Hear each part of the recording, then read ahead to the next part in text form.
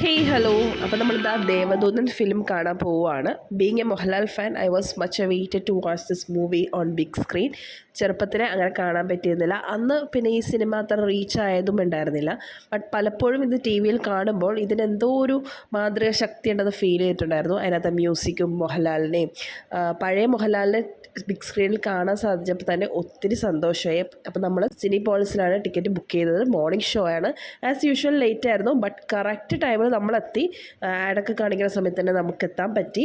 ഒരു വിഷമം ഉണ്ടായെന്ന് വെച്ചാൽ നമ്മുടെ ഫിലിമിൽ ജഗതി ശ്രീകുമാറിൻ്റെ സീൻസൊക്കെ കട്ട് ചെയ്തിട്ടുണ്ടായിരുന്നു. അപ്പോൾ അത് കാണാൻ പറ്റാത്തതിലൊരു വിഷമമുണ്ടായി. കാരണം അദ്ദേഹത്തെ നമ്മൾ ടി വിയിൽ കണ്ടിട്ടല്ലേ, സ്ക്രീനിൽ കണ്ടിട്ട് ഒത്തിരി നാളായല്ലോ. അപ്പോൾ അതിൻ്റെ ഒരു ചെറിയൊരു വിഷമം ഉണ്ടെങ്കിൽ പോലും മോഹൻലാലിനെയും ആ മ്യൂസിക്കും ഒക്കെ കേട്ടപ്പോൾ ഒത്തിരി സന്തോഷമായി. ഒരു ഫാൻ എന്നുള്ള നിലയ്ക്ക് ഒത്തിരി ഹാപ്പിയായി ഈ സിനിമ കണ്ടപ്പോൾ.